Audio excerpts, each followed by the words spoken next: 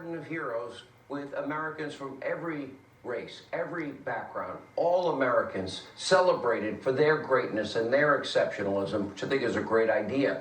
The ever frail, the ever confused, the ever corrupt Joe Biden celebrating the 4th of July in a different way in what was a highly produced, 97-second video of Biden bashing the U.S., saying this country never lived up to the idea that all are created equal. He now wants to transform our country, he said. Perhaps Biden doesn't comprehend any of this because no country, no people are perfect. That's just a fact. That's a basic fundamental truth, an undeniable truth. Thanks to the wisdom of our framers and fathers, though, they developed this great constitutional republic, a system that allows this country the right to correct wrongs and correct injustices and always strive and move towards improvement so we can become that more perfect union. And by the way, as the president said both in his Friday night and Saturday night addresses, this is the beauty of America. That is what we celebrate. And of course, no, we're not perfect, but we have the ability, we have the willpower to become that more perfect union. We've made major progress. We need to make much more major progress to fulfill that dream of a more perfect union. For example, you can look at, those going back in history, the 1700s, dozens and dozens of our framers at our Constitutional Convention unsuccessfully arguing against the evil practice of slavery. For example, Dr. Benjamin Franklin calling it a, quote, atrocious debasement of human nature. Of course, he's 1,000% correct, as is James Madison calling it dishonorable to the national character. He was right. George Mason calling slave owners petty tyrants. Ultimately, hundreds of thousands of Americans fought and died over this very issue. That is our history. Emancipation Proclamation is also our history. Later, the Voting Rights Act, the Civil Rights Act, ensured through federal law and constitutional amendments. Do we have further to go? Absolutely. And by the way, what did Biden and other Democrats, what they want you to forget is many of those that they so admire and call their mentor, well, they fought tooth and nail against these important reforms. For example, it was a Democrat, George Wallace, who stood in the doorway of that Birmingham school to physically block racial integration. It was a Democrat, Bull Connor, who used fire hoses and police dogs to attack civil rights, peaceful protesters. It was over 100 Democratic lawmakers who voted against the 64 Civil Rights Bill. Al Gore's father, a prominent Democratic senator, well, he actually filibustered the bill. So did Robert KKK Byrd, the former Klansman. So did noted segregationist J. William Fulbright, all Democrats. Keep in mind, Bill Clinton called Fulbright his mentor. He eulogized Fulbright while he was serving as president. And despite his past as a Klan leader, and actually the head of the Klan, modern Democrats practically lined up to shower Robert Byrd with praise. They even made him the Senate Majority Leader.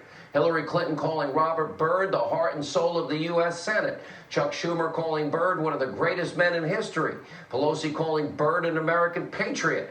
Biden calling Byrd the dean of the U.S. Senate, a close friend, and a mentor of mine. Imagine if Donald Trump said this about a Klansman. Now keep in mind, Biden once worked side by side with segregationists. This is Joe Biden's record. In a speech in 1973, then Senator Biden praising Southern Democrats and said that the two-party system in the South was, quote, good for the bleep. And around the same time, Biden was actively working with desegregationists. He was slowing and trying to stop integration, opposing school busing. And according to NBC News, quote, he led the charge that on an issue that kept black students away from the classrooms from white students. That's Joe Biden. That's the Democratic nominee. That's his history. Those are questions the mob have not asked him. In 1977, Biden worried that his children would grow up, quote, in a racial jungle if integration is not done in his orderly way, whatever that means. 1993, referring to inner city youth as, quote, predators on our streets, as he co-authored an aggressive crime bill, ramping up prison sentences for dozens of crimes. And of course, Biden's racist rhetoric didn't stop him in the 90s. Remember in 2006, he told the crowd, well, you have to have a slight Indian accent to work at a 7-Eleven or a Dunkin' Donuts, and I'm not joking. Also in 2006, bragging his state was a slave state. Who would brag about that? in 2007 called Barack Obama, eventually became vice president, quote, the first mainstream African American who's actually articulate and bright and clean. Wow, that's storybook, man. What? And last year he said, quote, poor kids can be just as bright as white kids. And a few weeks ago he told the radio host, Charlemagne the God, that you ain't black unless you support him over Trump. Excuse me, this is the guy that says he wants to transform America? What, into that? Because after decades of all of his BS and 125 years of combined failure of Biden, Pelosi, and Schumer, because that's who'd be in charge if, God forbid, you elect them in 120 days, Trump has done more in 3.5 years, as I mentioned, that they could even ever think of. Truth matters. Hypocrisy matters. For all you intellectually lazy people in the mob that won't ask these questions, won't inform your viewers of this history, you are failing and derelict in your duty. Actions matter. Decade after decade after decade after decade. 5 decades, Biden. He had ample opportunity to make America a more perfect union.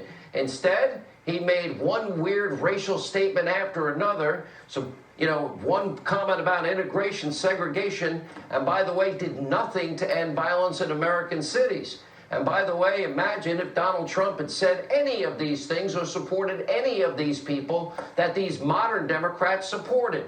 Guess what? History matters, truth matters, their failed record matters, and it's on the ballot in 120 days. Here with more, Louisiana Senator John Kennedy. Senator, your reaction to all of this? Well, the Vice President says he will transform America. He will, and the American people will pay a fearsome price. His foreign policy is hugs and hot cocoa.